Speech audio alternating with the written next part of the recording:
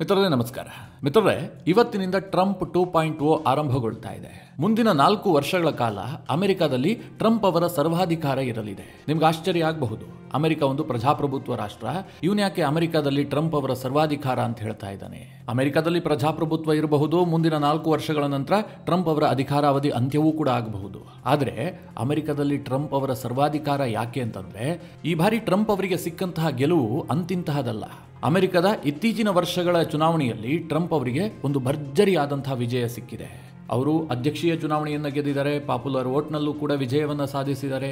ಎರಡೂ ಹೌಸ್ನಲ್ಲೂ ಕೂಡ ಟ್ರಂಪ್ ಅವರ ಪಕ್ಷಕ್ಕೆ ಬಹುಮತ ಸಿಕ್ಕಿದೆ.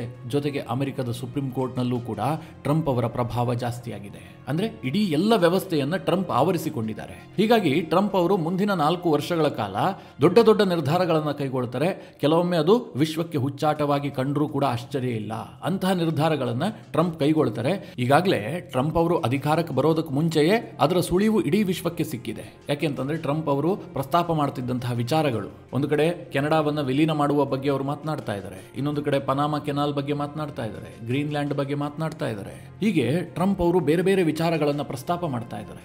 ಹೀಗಾಗಿ ಟ್ರಂಪ್ ಅವರ ಈ ಅವಧಿ ಏನಿದೆ, ಈ 4 ವರ್ಷದ ಅವಧಿ, ಇದು ಈ ಹಿಂದೆ ಟ್ರಂಪ್ ಅವರ 4 ವರ್ಷದ ಅವಧಿಗಿಂತಲೂ ಕೂಡ ಸಾಕಷ್ಟು ಭಿನ್ನವಾಗಿರುತ್ತೆ.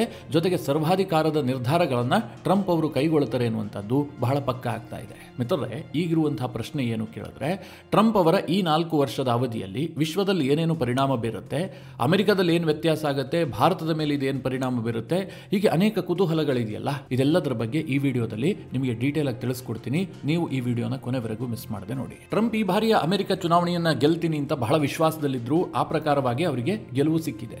ಅವರು ಗೆಲ್ತಿದ್ದಂತೆ ತಾನು ಅಧಿಕಾರಕ್ಕೆ ಬಂದಂತಹ ಮೊದಲ 100 ದಿನದಲ್ಲಿ ಕೈಗೊಳ್ಳಬೇಕಾದಂತಹ ನಿರ್ಧಾರಗಳ ಬಗ್ಗೆ ಒಂದು ಬ್ಲೂ ಪ್ರಿಂಟ್ ಅನ್ನು ರೆಡಿ ಮಾಡಿಕೊಂಡಿದ್ದಾರೆ. ಅಂದ್ರೆ ಅಮೆರಿಕದಲ್ಲಿ ಯಾವುದಕ್ಕೆ ಹೆಚ್ಚಿನ ಪ್ರಾಶಸ್ತ್ಯವನ್ನು ಕೊಡಬೇಕು, ಯಾವ ಕೆಲಸಗಳನ್ನು ಮೊದಲಿಗೆ ಮಾಡಬೇಕು, ಇದೆಲ್ಲದನ್ನ ಟ್ರಂಪ್ ಒಂದು ಬ್ಲೂ ಪ್ರಿಂಟ್ ರೆಡಿ ಮಾಡಿಕೊಂಡಿದ್ದಾರೆ. ಆ ಪ್ರಕಾರವಾಗಿ ಅವರು ಕೆಲಸವನ್ನು ಆರಂಭಿಸ್ತಾರೆ. ಮೊದಲಿಗೆ ಟ್ರಂಪ್ ಟಾರ್ಗೆಟ್ ಮಾಡೋದೇನು ಕೇಳಿದ್ರೆ, ಅಮೆರಿಕದಲ್ಲಿ ಎಮರ್ಜೆನ್ಸಿಯನ್ನ ಹೇರೋದು. ನಿಮಗೆ ಈಗಾಗಲೇ ಗೊತ್ತಿರಬಹುದು, ಟ್ರಂಪ್ ಘೋಷಣೆ ಕೂಡ ಮಾಡಿದ್ದಾರೆ. ನಾನು ಅಧಿಕಾರಕ್ಕೆ ಬರುತ್ತಿದ್ದಂತೆ ಅಮೆರಿಕದ ಸಂವಿಧಾನ ದತ್ತವಾಗಿರುವಂತಹ ಅತ್ಯಂತ ಹಳೆಯ ಕಾನೂನನ್ನು ಬಳಸಿಕೊಂಡು ಅಮೆರಿಕದಲ್ಲಿ ನ್ಯಾಷನಲ್ ಎಮರ್ಜೆನ್ಸಿಯನ್ನ ಜಾರಿಗೆ ತರ್ತೀನಿ ಹೀಗಂತ ಟ್ರಂಪ್ ಘೋಷಣೆ ಮಾಡಿದ್ರು. ನಿಮ್ಗೆ ಆಶ್ಚರ್ಯ ಆಗ್ತಿರಬಹುದು, ಭಾರತದಲ್ಲಿ ಎಮರ್ಜೆನ್ಸಿ ಅಂತ ಪದ ಕೇಳಿದ್ರೆ ಜನ ಬೆಚ್ಚಿ ಬೀಳ್ತಾರೆ. ಆದ್ರೆ ಅಮೆರಿಕದಲ್ಲಿ ಎಮರ್ಜೆನ್ಸಿಯನ್ನು ಜಾರಿಗೊಳಿಸೋದಕ್ಕೆ ಅಮೆರಿಕನ್ನರೇ ಸಪೋರ್ಟ್ ಮಾಡ್ತಾ ಇದ್ದಾರೆ. ಯಾಕೆ ಅಂತಂದ್ರೆ ಭಾರತದ ಎಮರ್ಜೆನ್ಸಿಗೂ ಅಮೆರಿಕದ ಎಮರ್ಜೆನ್ಸಿಗೂ ಸಾಕಷ್ಟು ವ್ಯತ್ಯಾಸ ಇದೆ. ಟ್ರಂಪ್ ಈಗ ಹೇರ್ತಿರುವ ಎಮರ್ಜೆನ್ಸಿ ಏನು ಕೇಳಿದ್ರೆ, ಅಮೆರಿಕದ ಈ ಬಾರಿಯ ಚುನಾವಣೆಯಲ್ಲಿ ಅತಿ ದೊಡ್ಡ ಚುನಾವಣಾ ವಿಷಯ ವಸ್ತು ಏನು ಕೇಳಿದ್ರೆ ಅಕ್ರಮ ವಲಸಿಗರು. ನಾನು ಹಿಂದೆ ಹಲವು ಬಾರಿ ಹೇಳಿದ್ದೀನಿ, ಅಮೆರಿಕವನ್ನೇ ಸುಸ್ತು ಮಾಡಿಸ್ಬಿಟ್ಟಿತ್ತು ಈ ಅಕ್ರಮ ವಲಸಿಗರ ಸಮಸ್ಯೆ. ಅಮೆರಿಕದ ಜೊತೆಗೆ ಗಡಿ ಹಂಚಿಕೊಂಡಿರುವಂತಹ ಮೆಕ್ಸಿಕೋ ದೇಶ ಏನಿದೆ, ಆ ದೇಶದ ಮೂಲಕವಾಗಿ ಅಮೆರಿಕದೊಳಗೆ ಸಾಕಷ್ಟು ಪ್ರಮಾಣದಲ್ಲಿ ಅಕ್ರಮ ವಲಸಿಗರು ನುಸುಳಿದ್ದಾರೆ. ಕೊರೋನಾ ಆದ ಬಳಿಕ ಈ ಅಕ್ರಮ ವಲಸಿಗರ ಸಂಖ್ಯೆ ವಿಪರೀತವಾಗಿ ಜಾಸ್ತಿಯಾಗಿದೆ. ಈ ಬಾರಿ ಅಮೆರಿಕದ ಚುನಾವಣೆಯಲ್ಲಿ ಟ್ರಂಪ್ಗೆ ಅಷ್ಟೊಂದು ಅದ್ಭುತವಾದಂತಹ ಜಯ ಸಿಗೋದಕ್ಕೆ ಈ ಅಕ್ರಮ ವಲಸಿಗರ ಸಮಸ್ಯೆಯೂ ಒಂದು ಮೂಲ ಕಾರಣ. ಈ ಹಿಂದೆ ಟ್ರಂಪ್ 4 ವರ್ಷ ಅಧಿಕಾರವನ್ನ ನಡೆಸಿದ್ರಲ್ಲ, ಆಗ ಈ ಅಕ್ರಮ ವಲಸಿಗರ ಬಗ್ಗೆ ಒಂದು ಕಠಿಣವಾದಂತಹ ನಿರ್ಧಾರವನ್ನ ಕೈಗೊಂಡಿದ್ರು. ಈ ಮೆಕ್ಸಿಕೋ ಮತ್ತು ಅಮೆರಿಕದ ಬಾರ್ಡರ್ ಅನ್ನ ಲಾಕ್ ಮಾಡೋದಕ್ಕೆ ನಿರ್ಧಾರ ಮಾಡಿದ್ರು.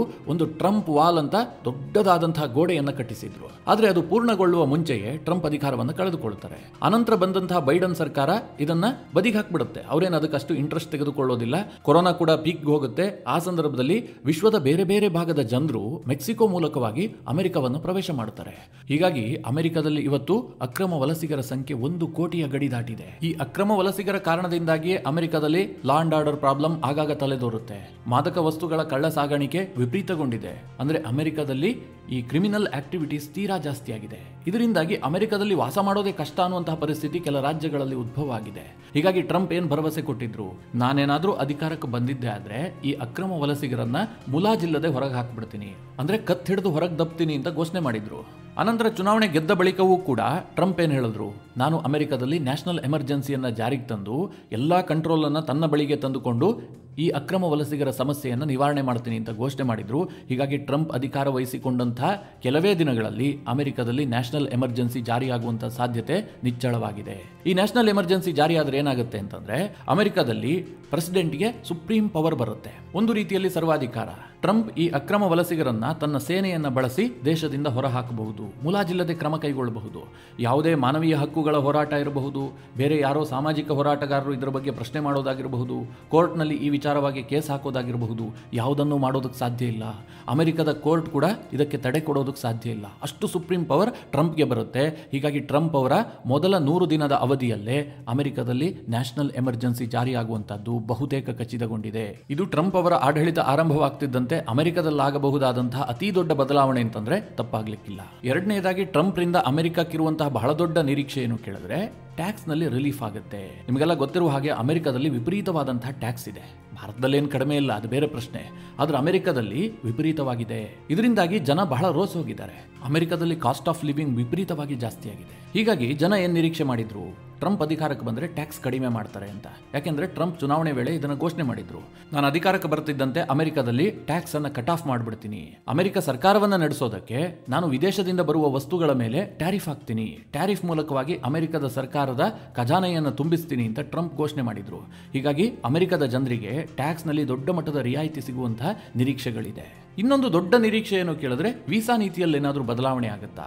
ಈ ಪ್ರಶ್ನೆ ಮೊದಲಿನಿಂದಲೂ ಕೂಡ ಇದೆ. ಯಾಕೆ ಅಂತಂದ್ರೆ ಟ್ರಂಪ್ ಅವರ ಮೊದಲ ಅವಧಿಯಲ್ಲಿ ಅಮೆರಿಕದ ವೀಸಾ ನೀತಿಯಲ್ಲಿ ಸಾಕಷ್ಟು ಬದಲಾವಣೆಯನ್ನು ತರೋದು ಹೊರಟಿದ್ರು. ಇದರ ನೇರ ಎಫೆಕ್ಟ್ ಭಾರತದ ಮೇಲಾಗಿತ್ತು. ಮುಖ್ಯವಾಗಿ H1B ವೀಸಾವನ್ನ ಟ್ರಂಪ್ ಕಡಿವಾಣ ಹಾಕ್ತಾರೆ, ಹೆಚ್ಚಿನ ಸಂಖ್ಯೆಯಲ್ಲಿ ನಮಗೆ H1B ವೀಸಾ ಸಿಗೋದಿಲ್ಲ ಅಂತ ಮಾತನಾಡಿಕೊಳ್ಳಲಾಗ್ತಾ ಇತ್ತು. ಆದರೆ ಇತ್ತೀಚಿನ ಬೆಳವಣಿಗೆಯನ್ನು ನೋಡಿದ್ರೆ ಟ್ರಂಪ್ H1B ವೀಸಾ ಕುರಿತಾಗಿ ಕಡಿವಾಣ ಹಾಕುವಂತ ಸಾಧ್ಯತೆ ಬಹಳ ಕಡಿಮೆ ಇದೆ. ಯಾಕೆ ಅಂತಂದ್ರೆ ಈ ವಿಚಾರ ಪ್ರಸ್ತಾಪ ಆದಂತಹ ಸಂದರ್ಭದಲ್ಲಿ ಇದನ್ನ ಇಲಾನ್ ಮಸ್ಕ್ ತೀವ್ರವಾಗಿ ವಿರೋಧಿಸಿದ್ದಾರೆ. ಅಮೆರಿಕವನ್ನ ಬಿಲ್ಡ್ ಮಾಡಬೇಕು ಅಂತಂದ್ರೆ ವಿದೇಶಗಳ ಟ್ಯಾಲೆಂಟ್ ಅಮೆರಿಕಾಗೆ ಬರಬೇಕು. ಅಂದ್ರೆ ಇಂಜಿನಿಯರ್ಸ್ ಇರಬಹುದು, ಡಾಕ್ಟರ್ಸ್ಗಳಿರಬಹುದು, ಇವರೆಲ್ಲರೂ ಅಮೆರಿಕಾಗೆ ಬಂದಿದ್ದೆ ಆದರೆ ಅಮೆರಿಕ ಸಮೃದ್ಧವಾಗುತ್ತೆ. ಅಕ್ರಮ ವಲಸಿಗರನ್ನ ನಾವು ತಡಿಬೇಕೇ ಹೊರತು H1B ವೀಸಾದಲ್ಲಿ ಬದಲಾವಣೆಯನ್ನು ತಂದು ಟ್ಯಾಲೆಂಟ್ಗಳು ಅಮೆರಿಕವನ್ನು ಪ್ರವೇಶ ಮಾಡೋದನ್ನು ತಡಿಬಾರದು. ಹೀಗಂತ ಇಲಾನ್ ಮಸ್ಕ್ ಅದನ್ನು ವಿರೋಧಿಸಿದ್ರು. ತಕ್ಷಣ ಟ್ರಂಪ್ ಕೂಡ ತನ್ನ ಟೋನ್ ಅನ್ನು ಬದಲಾಯಿಸಿದ್ರು. ಹೌದೌದು, ಅಮೆರಿಕಾಗೆ ಟ್ಯಾಲೆಂಟ್ಗಳ ಅವಶ್ಯಕತೆ ಇದೆ. ಹೀಗಾಗಿ ಈ H1B ವೀಸಾ ವಿಚಾರದಲ್ಲಿ ಟ್ರಂಪ್ ಏನೋ ದೊಡ್ಡ ಮಟ್ಟದ ನಿರ್ಧಾರ ಕೈಗೊಳ್ಳೋದಿಲ್ಲ ಅನ್ನುವಂತಹ ಭರವಸೆ ಭಾರತಕ್ಕೂ ಕೂಡ ಮೂಡಿದೆ. ಇನ್ನು ಟ್ರಂಪ್ ಬರೋದ್ರಿಂದ ಅಮೆರಿಕದಲ್ಲಾಗಬಹುದಾದಂತಹ ಇನ್ನೊಂದು ಬೆಳವಣಿಗೆ ಏನು ಕೇಳಿದ್ರೆ ಅಮೆರಿಕದಲ್ಲಿ ಹೂಡಿಕೆಗೆ ಹೆಚ್ಚು ಉತ್ತೇಜನ ಸಿಗಬಹುದು. ಹೂಡಿಕೆದಾರರ ಮೇಲಿರುವಂತಹ ಟ್ಯಾಕ್ಸ್ ಅನ್ನ ಟ್ರಂಪ್ ಕಟ್ ಆಫ್ ಮಾಡಬಹುದು. ಹೀಗೊಂದು ಆಶಾವಾದ ಅಮೆರಿಕದಲ್ಲಿದೆ. ಈ ಕಾರಣದಿಂದಾಗಿಯೇ ಬೇರೆ ಬೇರೆ ಕಡೆ ಹೂಡಿಕೆ ಮಾಡದಂತವರು ಈಗ ಹೂಡಿಕೆಯನ್ನು ವಾಪಸ್ ತೆಗೆದುಕೊಳ್ತಾ ಇದ್ದಾರೆ, ಅಮೆರಿಕದ ಪ್ರಜೆಗಳು. ಇದರ ಎಫೆಕ್ಟ್ ಭಾರತದ ಸ್ಟಾಕ್ ಮಾರ್ಕೆಟ್ ಮೇಲೂ ಕೂಡ ಬಿದ್ದಿದೆ. ನಿಮ್ಗೆಲ್ಲ ಗೊತ್ತಿರಬಹುದು, ಭಾರತದ ಸ್ಟಾಕ್ ಮಾರ್ಕೆಟ್ ನಿರಂತರವಾಗಿ ಕುಸಿತ ಕಾಣ್ತಾ ಇದೆ. ಯಾಕೆ ಅಂತಂದ್ರೆ ವಿದೇಶಿ ಬಂಡವಾಳದ ಹೂಡಿಕೆ ಹಿಂತೆಗೆತ ಆಗ್ತಾ ಇದೆ. ಇದು ಭಾರತದ ಸ್ಟಾಕ್ ಮಾರ್ಕೆಟ್ ಮೇಲೂ ಪರಿಣಾಮ ಬೀರಿದೆ. ಬೇರೆ ಬೇರೆ ಸ್ಟಾಕ್ ಮಾರ್ಕೆಟ್ಗಳ ಮೇಲೂ ಕೂಡ ದೊಡ್ಡ ಮಟ್ಟದಲ್ಲಿ ಪ್ರಭಾವ ಬೀರಿದೆ. ಯಾಕಂದ್ರೆ ಇನ್ವೆಸ್ಟರ್ಸ್ ವಾಪಸ್ ಅಮೆರಿಕದ ಮಾರುಕಟ್ಟೆಗೆ ಹೋಗ್ತಾ ಇದ್ದಾರೆ. ಇನ್ನು ಅಮೆರಿಕದ ಸರ್ಕಾರಿ ಅಧಿಕಾರಿಗಳಿಗೆ ಒಂದು ದೊಡ್ಡ ಭಯ ಕಾಡ್ತಾ ಇದೆ. ಯಾಕೆ ಅಂತಂದ್ರೆ ಟ್ರಂಪ್ ಏನ್ ಘೋಷಣೆ ಮಾಡಿದ್ರು, ಅಮೆರಿಕದಲ್ಲಿರುವಂತಹ ಸರ್ಕಾರಿ ಅಧಿಕಾರಿಗಳನ್ನ ಕಟ್ ಆಫ್ ಮಾಡಬೇಕು. ತುಂಬಾ ಹೆಚ್ಚಿನ ಸಂಖ್ಯೆಯಲ್ಲಿದ್ದಾರೆ, ಇದು ಸರ್ಕಾರಕ್ಕೆ ಬರ್ಡನ್ ಆಗ್ತಾ ಇದೆ. ಹೀಗಾಗಿ ಆಡಳಿತದಲ್ಲಿ ಸುಧಾರಣೆ ತರಬೇಕು ಅಂತ ಟ್ರಂಪ್ ಬಯಸಿದ್ರು. ಇದಕ್ಕೋಸ್ಕರವಾಗಿ ಇಲಾನ್ ಮಸ್ಕ್ ಮತ್ತು ವಿವೇಕ್ ರಾಮಸ್ವಾಮಿ ನೇತೃತ್ವದಲ್ಲಿ ಒಂದು ಟೀಮ್ ಅನ್ನು ರಚನೆ ಮಾಡಿದ್ದಾರೆ. ಇವರಿಗೆ ಸುಪ್ರೀಂ ಪವರ್ ಅನ್ನು ಕೊಟ್ಟಿದ್ದಾರೆ. ಅಮೆರಿಕದಲ್ಲಿ ಯಾರು ಕೆಲಸದಲ್ಲಿರಬೇಕು, ಯಾರು ಕೆಲಸದಲ್ಲಿ ಇರಬಾರದು, ಇದೆಲ್ಲವುದನ್ನ ಈ ಟೀಮ್ ನಿರ್ಧಾರ ಮಾಡುತ್ತೆ. ಇಲಾನ್ ಮಸ್ಕ್ ಮತ್ತು ವಿವೇಕ್ ರಾಮಸ್ವಾಮಿ ಒಳಗೊಂಡಂತಹ ಟೀಮ್. ಹೀಗಾಗಿ ಅಮೆರಿಕದ ಸರ್ಕಾರಿ ಅಧಿಕಾರಿಗಳಿಗೆ ಒಂದು ಭಯ ಸೃಷ್ಟಿಯಾಗಿದೆ. ಇದೆಲ್ಲವೂ ಕೂಡ ಅಮೆರಿಕದ ಒಳಗೆ ಆಗಬಹುದಾದಂತಹ ಬದಲಾವಣೆಗಳು ಅಥವಾ ಪರಿಣಾಮ. ಅಮೆರಿಕದ ಹೊರಗಡೆ ಏನಾಗುತ್ತೆ ಅಂದ್ರೆ ಜಾಗತಿಕ ಮಟ್ಟದಲ್ಲಿ ಟ್ರಂಪ್ ಅವರ ಪ್ರಭಾವ ಏನಾಗುತ್ತೆ ನೋಡೋದಾದ್ರೆ ಟ್ರಂಪ್ ಕೆಲವೊಂದಷ್ಟು ವಿಚಾರಗಳಿಗೆ ಕೈ ಇಡುವಂತಹ ಸಾಧ್ಯತೆಗಳಿದೆ. ಇದು ವಿಶ್ವದ ಮೇಲೆ ಪರಿಣಾಮ ಬೀರುತ್ತೆ. ಅದ್ಯಾವುದು ಕೇಳಿದ್ರೆ ಈಗಾಗಲೇ ಟ್ರಂಪ್ ಏನ್ ಹೇಳ್ತಾ ಇದ್ದಾರೆ, ನಾನು ಪನಾಮಾ ಕೆನಲ್ ಅನ್ನ ವಶಕ್ಕೆ ಪಡಿತೀನಿ, ಗ್ರೀನ್ಲ್ಯಾಂಡ್ ಅನ್ನ ಅಮೆರಿಕ ವಶಕ್ಕೆ ಪಡಿಬೇಕು, ಈ ಎಲ್ಲ ವಿಚಾರಗಳನ್ನ ಪ್ರಸ್ತಾಪ ಮಾಡ್ತಾ ಇದ್ದಾರೆ. ಇದಕ್ಕೂ ಮುಂದುವರೆದು ಕೆನಡಾವನ್ನೇ ಅಮೆರಿಕ ಜೊತೆಗೆ ಮರ್ಜ್ ಮಾಡಬೇಕು ಅನ್ನುವಂತಹ ವಿಚಾರವನ್ನ ಕೂಡ ಟ್ರಂಪ್ ಪ್ರಸ್ತಾಪ ಮಾಡಿದ್ರು. ಟ್ರಂಪ್ ಅವರ ಈ ಮಾತುಗಳು ಆಯಾ ದೇಶದಲ್ಲಿ ದೊಡ್ಡ ರಾಜಕೀಯ ತಲ್ಲಣಕ್ಕೆ ಕಾರಣ ಆಯಿತು. ಕೆನಡಾದಲ್ಲಿ ಟ್ರೂಡೋ ಸರ್ಕಾರವೇ ಬಿದ್ದೋಯ್ತು. ಟ್ರೂಡೋ ಮೇಲೆ ಒತ್ತಡ ಜಾಸ್ತಿಯಾಗಿ ರಾಜೀನಾಮೆ ಕೊಡಬೇಕಾದಂತಹ ಸನ್ನಿವೇಶ ಬಂತು. ಇನ್ನೊಂದು ಕಡೆ ಗ್ರೀನ್ಲ್ಯಾಂಡ್ ಅನ್ನು ವಶಕ್ಕೆ ಪಡಿತೀನಿ ಅಂತ ಹೇಳ್ತಿರೋದ್ರಿಂದ ಡೆನ್ಮಾರ್ಕ್ ನಲ್ಲೂ ಕೂಡ ಬಹಳ ವಿರೋಧ ವ್ಯಕ್ತವಾಗ್ತಾ ಇದೆ. ಗ್ರೀನ್ಲ್ಯಾಂಡ್ ಇದೆಯಲ್ಲ, ಮಂಜುಗೆಡ್ಡೆಯಿಂದಲೇ ತುಂಬಿ ಹೋಗಿರುವಂತಹ ಮರುಭೂಮಿ. ಇಲ್ಲಿ ಜನಸಂಖ್ಯೆ 1,00,000 ಕೂಡ ದಾಟೋದಿಲ್ಲ. ಆದ್ರೆ ಈ ಗ್ರೀನ್ಲ್ಯಾಂಡ್ ನ ಕಂಟ್ರೋಲ್ ಇರುವಂತಹದ್ದು ಡೆನ್ಮಾರ್ಕ್ ಬಳಿಯಲ್ಲಿ. ಟ್ರಂಪ್ ಏನ್ ಭಯ ಅಂತಂದ್ರೆ ಅಮೆರಿಕದ ರಕ್ಷಣಾತ್ಮಕ ದೃಷ್ಟಿಯಿಂದ ಈ ಗ್ರೀನ್ಲ್ಯಾಂಡ್ ನ ಪಾತ್ರ ಬಹಳ ಮುಖ್ಯವಾಗುತ್ತೆ. ಜೊತೆಗೆ ಅಲ್ಲಿ ನ್ಯಾಚುರಲ್ ರಿಸೋರ್ಸಸ್ ದೊಡ್ಡ ಪ್ರಮಾಣದಲ್ಲಿ ಇರಬಹುದು ಅಂತ ಒಂದು ಅಂದಾಜು ಮಾಡಲಾಗಿದೆ. ಒಂದು ವೇಳೆ ಈ ಗ್ರೀನ್ಲ್ಯಾಂಡ್ ಅನ್ನ ರಷ್ಯಾ ವಶಕ್ಕೆ ಪಡೆದಿದ್ದೆ ಆದ್ರೆ ಅಮೆರಿಕಕ್ಕೆ ಬಹಳ ದೊಡ್ಡ ಹಿನ್ನಡೆ ಆಗುತ್ತೆ. ಇದಕ್ಕೋಸ್ಕರವಾಗಿ ಅದೆಲ್ಲ ಆಗೋದಕ್ಕೆ ಮುಂಚೆಯೇ ನಾವೇ ವಶಕ್ಕೆ ಪಡೆದು ಬಿಡಬೇಕು ಹೀಗಂತ ಟ್ರಂಪ್ ಒಂದು ಪ್ಲಾನ್ ಮಾಡಿದ್ದಾರೆ. ಆರಂಭದಲ್ಲಿ ಡೆನ್ಮಾರ್ಕ್ಗೆ ಆಪ್ಷನ್ ಅನ್ನು ಕೊಡಲಾಗುತ್ತೆ, ನೀವು ಇದನ್ನ ಸೇಲ್ ಮಾಡಿ ನಾವು ಪರ್ಚೇಸ್ ಮಾಡ್ತೀವಿ ಅಂತ. ಡೆನ್ಮಾರ್ಕ್ ಅದಕ್ಕೆ ಒಪ್ಪದೇ ಇದ್ರೆ ಅಮೆರಿಕ ಸೈನಿಕ ಕಾರ್ಯಾಚರಣೆಯನ್ನು ಕೂಡ ಮಾಡಬಹುದು. ಅಂತಹ ನಿರ್ಧಾರಗಳನ್ನು ಕೂಡ ಟ್ರಂಪ್ ತೆಗೆದುಕೊಳ್ಳಬಹುದು. ಕೆನಡಾ ವಿಚಾರದಲ್ಲೇನೋ ದೊಡ್ಡ ನಿರ್ಧಾರ ತೆಗೆದುಕೊಳ್ತಾರೆ, ಕೆನಡಾವನ್ನು ವಶಕ್ಕೆ ಪಡೆಯೋದಕ್ಕೆ ಟ್ರಂಪ್ ಮುಂದಾಗ್ತಾರೆ ಅಂತ ಅಂತ ನನಗೆ ಅನಿಸೋದಿಲ್ಲ. ಆದರೂ ಆಗಬಹುದು, ಯಾಕೆಂದರೆ ಟ್ರಂಪ್ ಒಬ್ಬ ಹುಂಬ.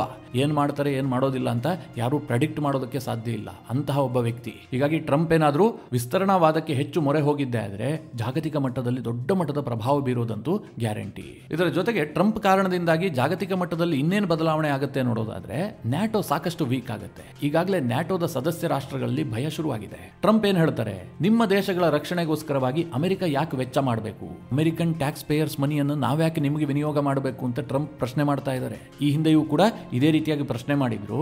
ಈ ಬಾರಿ ನ್ಯಾಟೋದ ವಿರುದ್ಧವಾಗಿ ಒಂದಷ್ಟು ಕಠಿಣ ನಿರ್ಧಾರಗಳನ್ನು ಟ್ರಂಪ್ ಕೈಗೊಳ್ಳಬಹುದು. ಈಗಾಗಲೇ ಯುರೋಪ್ನ ರಾಷ್ಟ್ರಗಳಲ್ಲಿ ಈ ಭಯ ಕಾಡ್ತಾ ಇದೆ. ಮ್ಯಾಕ್ರೋನ್ ಒಂದು ಸ್ಟೇಟ್ಮೆಂಟ್ ಅನ್ನು ಕೂಡ ಕೊಟ್ಟಿದ್ರು. ಅಮೆರಿಕನ್ನರು ಅಮೆರಿಕದ ರಕ್ಷಣೆಗೋಸ್ಕರವಾಗಿ ಟ್ರಂಪ್ ಅನ್ನು ಎಲೆಕ್ಟ್ ಮಾಡಿಕೊಂಡಿದ್ದಾರೆ.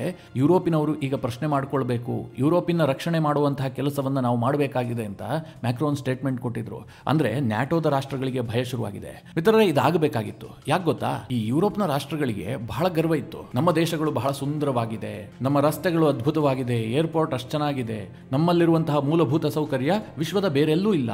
ಹೀಗೆಲ್ಲ ಅವರು ಬಡಾಯಿ ಕೊಚ್ಚಿಕೊಳ್ತಾ ಇದ್ರು. ಭಾರತದಂತಹ ಅಭಿವೃದ್ಧಿಶೀಲ ರಾಷ್ಟ್ರಗಳೊಂದಿಗೆ ಅವರು ಕಂಪೇರ್ ಮಾಡ್ಕೊಳ್ತಾ ಇದ್ರು. ಆದ್ರೆ ಅಸಲಿ ವಿಚಾರ ಏನ್ ಗೊತ್ತಾ, ಅವರಲ್ಲಿ ಅಷ್ಟೊಂದು ಅಭಿವೃದ್ಧಿ ಆಗೋದಕ್ಕೆ ಏನ್ ಕಾರಣ, ಆ ದೇಶಗಳ ಇನ್ಕಮ್ ಏನಿದೆ ಅದು ಅಭಿವೃದ್ಧಿಗೆ ಹೋಗ್ತಾ ಇತ್ತು. ಅವರಿಗೆ ರಕ್ಷಣಾ ವೆಚ್ಚ ಬಹಳ ಕಡಿಮೆ ಇತ್ತು. ಭಾರತದಂತಹ ರಾಷ್ಟ್ರಗಳು ತಮ್ಮ ಬಜೆಟ್ನಲ್ಲಿ ಬಹುಪಾಲನ್ನು ರಕ್ಷಣೆಗೆ ಮೀಸಲಿಡಬೇಕು. ಆದರೆ ಯುರೋಪ್ನ ರಾಷ್ಟ್ರಗಳಿಗೆ ಆ ಭಯ ಇರಲಿಲ್ಲ. ಯಾಕೆಂತಂದ್ರೆ ನ್ಯಾಟೋ ಇದೆಯಲ್ಲ, ಸ್ವಲ್ಪ ರಕ್ಷಣಾ ಬಜೆಟ್ ಅನ್ನ ಇಟ್ಕೊಂಡ್ರೆ ಸಾಕು, ಚಿಕ್ಕ ಸೇನೆಯನ್ನು ಇಟ್ಕೊಂಡ್ರು ಸಾಕು, ಹೇಗಿದ್ರೂ ನಮ್ಮನ್ನ ನ್ಯಾಟೋ ರಕ್ಷಿಸುತ್ತಲ್ಲ ಅನ್ನುವಂತಹ ಒಂದು ದೃಢ ವಿಶ್ವಾಸ ಅವರಲ್ಲಿತ್ತು. ಹೀಗಾಗಿ ದೇಶದ ಇನ್ಕಮ್ ಅನ್ನ ವೆಲ್ಫೇರ್ ಸ್ಕೀಮ್ಗಳಿಗೆ ಅವರು ಬಳಸ್ತಾ ಇದ್ರು. ದೇಶದ ರಸ್ತೆಯನ್ನ ಅಭಿವೃದ್ಧಿಪಡಿಸುವಂತಹದ್ದು, ಮೂಲಭೂತ ಸೌಕರ್ಯವನ್ನ ಅಭಿವೃದ್ಧಿಪಡಿಸುವಂತಹದ್ದು ಇದಕ್ಕೆ ವಿನಿಯೋಗ ಆಗ್ತಾ ಇತ್ತು. ಆದರೆ ಇನ್ ಮುಂದೆ ಹಾಗಾಗೋದಿಲ್ಲ. ಅವರು ಅಭಿವೃದ್ಧಿಯ ಜೊತೆಗೆ ರಕ್ಷಣಾ ಬಜೆಟ್ ಅನ್ನು ಕೂಡ ಹೆಚ್ಚು ಮಾಡಲೇಬೇಕು. ಈ ಪರಿಸ್ಥಿತಿ ನಿರ್ಮಾಣ ಆಗುತ್ತೆ. ಫ್ರಾನ್ಸ್, ಜರ್ಮನಿ, UK, ಇಟಲಿ ಈ ಎಲ್ಲ ದೇಶಗಳು ಕೂಡ ಮುಂದಿನ ದಿನಗಳಲ್ಲಿ ದೊಡ್ಡ ದೊಡ್ಡ ರಕ್ಷಣಾ ಬಜೆಟ್ ಅನ್ನು ಮಂಡಿಸಬೇಕಾದಂತಹ ಅನಿವಾರ್ಯತೆಗೆ ಸಿಕ್ಕಾಕೊಳ್ತವೆ. ನ್ಯಾಟೋ ಸಾಕಷ್ಟು ವೀಕ್ ಆಗುತ್ತೆ. ಇದು ಟ್ರಂಪ್ ಅವರಿಂದ ಆಗುವಂತಹ ಅತಿ ದೊಡ್ಡ ಪರಿಣಾಮ. ಇದರ ಜೊತೆಗೆ ರಷ್ಯಾ ಮತ್ತು ಉಕ್ರೇನ್ ಯುದ್ಧ ನಿಲ್ಲುವಂತಹ ಸಾಧ್ಯತೆಗಳಿರುತ್ತೆ. ಜೊತೆಗೆ ಇಸ್ರೇಲ್ ಮಾಡ್ತಿರುವಂತಹ ಎಲ್ಲ ಯುದ್ಧಗಳು ಕೂಡ ತಾತ್ಕಾಲಿಕವಾಗಿ ಬ್ರೇಕ್ ಬೀಳುವಂತಹ ಸಾಧ್ಯತೆಗಳು ಕೂಡ ಇರುತ್ತೆ. ಆದರೆ ಒಂದು ವಿಚಾರದಲ್ಲಿ ಇನ್ನೂ ಕೂಡ ಸ್ಪಷ್ಟತೆ ಇಲ್ಲ. ಅದೇನು ಕೇಳಿದ್ರೆ, ಇರಾನ್ ವಿಚಾರದಲ್ಲಿ ಟ್ರಂಪ್ ಅವರ ನಿರ್ಧಾರ ಏನಾಗಿರುತ್ತೆ, ಈ ವಿಚಾರಕ್ಕೆ ಸ್ಪಷ್ಟತೆ ಸಿಗ್ತಾ ಇಲ್ಲ. ಇರಾನ್ ಮೇಲೆ ಟ್ರಂಪ್ಗೆ ವೈಯಕ್ತಿಕವಾಗಿ ದ್ವೇಷ ಇದೆ. ಟ್ರಂಪ್ ಅವರನ್ನು ಹತ್ಯೆ ಮಾಡೋದಕ್ಕೆ ಇರಾನ್ ಬಯಸಿತ್ತು, ಅದಕ್ಕೋಸ್ಕರವಾಗಿ ಒಂದಷ್ಟು ಕೆಲಸ ಮಾಡಿದೆ ಎನ್ನುವಂಥದ್ದನ್ನ ಸ್ವತಃ ಬೈಡನ್ ಸರ್ಕಾರ ಒಪ್ಕೊಂಡಿತ್ತು. ಹೀಗಾಗಿ ಇರಾನ್ ಮೇಲೆ ವೈಯಕ್ತಿಕವಾಗಿ ಟ್ರಂಪ್ಗೆ ದ್ವೇಷ ಇದೆ. ಟ್ರಂಪ್ ಇರಾನ್ ಮೇಲೆ ಏನ್ ಮಾಡ್ತಾರೆ, ನೇರವಾಗಿ ಯುದ್ಧಕ್ಕೆ ಧುಮುಕ್ತಾರಾ ಅಥವಾ ಇಸ್ರೇಲ್ನ ಬಳಸಿಕೊಂಡು ಇರಾನನ್ನು ನಾಶ ಮಾಡುವಂತಹ ಕೆಲಸ ಮಾಡ್ತಾರಾ, ಅಲ್ಲಿರುವಂತಹ ಅಯತುಲ್ಲಾ ಅಲಿ ಖಮೇನಿ ಸರ್ಕಾರವನ್ನು ಕೊನೆಗೊಳಿಸಿ ತನ್ನದೇ ಕೈಗೊಂಬೆ ಸರ್ಕಾರವನ್ನು ಸ್ಥಾಪಿಸ್ತಾರಾ, ಇದೆಲ್ಲದರ ಬಗ್ಗೆ ಒಂದು ಪ್ರಶ್ನಾರ್ಥಕ ಚಿಹ್ನೆ ಇದ್ದೇ ಇದೆ. ಹೀಗಾಗಿ ಟ್ರಂಪ್ ರಿಂದ ಭಯವನ್ನ ಎದುರಿಸುತ್ತಿರುವಂತಹ ಅತಿ ದೊಡ್ಡ ರಾಷ್ಟ್ರ ಇರಾನ್. ಇದರ ಜೊತೆಗೆ ಟ್ರಂಪ್ ರಿಂದ ನೇರವಾಗಿ ಎಫೆಕ್ಟ್ ಆಗುವಂತಹದ್ದು, ಟ್ರಂಪ್ ರಿಂದ ಭಯಗೊಂಡಿರುವಂತಹ ರಾಷ್ಟ್ರಗಳು ಯಾವುದು ನೋಡೋದಾದ್ರೆ ಇರಾನ್, ಚೀನಾ, ಪಾಕಿಸ್ತಾನ ಈ ದೇಶಗಳಿಗೆ ಅತಿ ದೊಡ್ಡ ಪ್ರಭಾವ ಬೀರುತ್ತೆ. ಇವರು ನೇರವಾಗಿ ಸಮಸ್ಯೆಯನ್ನು ಎದುರಿಸ್ತಾರೆ. ಮಿಶ್ರ ಫಲ ಅಂತ ನೋಡೋದಾದ್ರೆ ಭಾರತ, ರಷ್ಯಾ, ಜಪಾನ್, ಆಸ್ಟ್ರೇಲಿಯಾ ಇವರೆಲ್ಲರಿಗೂ ಕೂಡ ಸ್ವಲ್ಪ ಲಾಭವೂ ಇದೆ, ಸ್ವಲ್ಪ ನಷ್ಟ ಕೂಡ ಇದೆ. ಭಾರತಕ್ಕೆ ಎರಡೂ ಕೂಡ ಆಗುತ್ತೆ. ಟ್ರಂಪ್ ಮತ್ತು ಮೋದಿ ಅವರ ಸಂಬಂಧ ತುಂಬಾ ಚೆನ್ನಾಗಿದೆ. ಹೀಗಾಗಿ ಭಾರತಕ್ಕೆ ಟ್ರಂಪ್ ಎಲ್ಲ ಒಳ್ಳೇದೇ ಮಾಡ್ತಾರೆ ಅಂತ ಹೇಳೋದಕ್ಕೆ ಸಾಧ್ಯ ಇಲ್ಲ. ಟ್ರಂಪ್ ಒಬ್ಬ ಬಿಸ್ನೆಸ್ ಮ್ಯಾನ್, ಜೊತೆಗೆ ಒಬ್ಬ ಹುಂಬ ಕೂಡ ಹೌದು. ಯಾವಾಗ ಯಾವ ಕ್ಷಣದಲ್ಲಿ ಏನ್ ನಿರ್ಧಾರ ಕೈಗೊಳ್ಳುತ್ತಾರೆ ಅಂತ ಯಾರೂ ಊಹೆ ಮಾಡೋದಕ್ಕೆ ಸಾಧ್ಯ ಇಲ್ಲ. ಆ ರೀತಿಯಾಗಿ ಟ್ರಂಪ್ ಅವರ ನಿರ್ಧಾರಗಳಲ್ಲಿ ಫ್ಲಕ್ಚುಯೇಷನ್ ಇರುತ್ತೆ. ಹೀಗಾಗಿ ಟ್ರಂಪ್ ಅವರ ಕಾಲಾವಧಿಯನ್ನ ಭಾರತಕ್ಕೆ ಮಿಶ್ರ ಫಲ ಅಂತ ಅನೇಕ ತಜ್ಞರೇ ಅಭಿಪ್ರಾಯವನ್ನ ವ್ಯಕ್ತಪಡಿಸ್ತಾ ಇದ್ದಾರೆ. ಇದರ ಆಚೆಗೆ ಟ್ರಂಪ್ ರಿಂದ ವಿಶ್ವದ ಮೇಲೆ ಏನ್ ಪರಿಣಾಮ ಬೀರಬಹುದು, ಭಾರತದ ಮೇಲೆ ಏನು ಪರಿಣಾಮ ಬೀರಬಹುದು, ನಿಮ್ಮ ಅನಿಸಿಕೆ ಅಭಿಪ್ರಾಯವನ್ನು ಕಮೆಂಟ್ ಮಾಡುವ ಮೂಲಕ ನಮಗೆ ತಿಳಿಸಿ. ಹಾಗೆ ನಿಮಗೆ ಈ ವಿಡಿಯೋ ಇಷ್ಟವಾದರೆ ಲೈಕ್ ಮಾಡಿ. ಜೊತೆಗೆ ನೀವಿನ್ನೂ ನಿಮ್ಮ ನೆಚ್ಚಿನ ಸಂಸ್ಕಾರ ಸೌರಭ ಯೂಟ್ಯೂಬ್ ಚಾನಲ್ನ ಸಬ್ಸ್ಕ್ರೈಬ್ ಮಾಡಿಲ್ಲ ಅಂತಂದರೆ ಈ ಕೂಡಲೇ ಸಬ್ಸ್ಕ್ರೈಬ್ ಮಾಡಿ. ಮುಂದಿನ ಎಲ್ಲ ಅಪ್ಡೇಟ್ಗಳ ನೋಟಿಫಿಕೇಷನ್ಗಾಗಿ ಬೆಲ್ ಐಕಾನ್ ಒತ್ತಿ.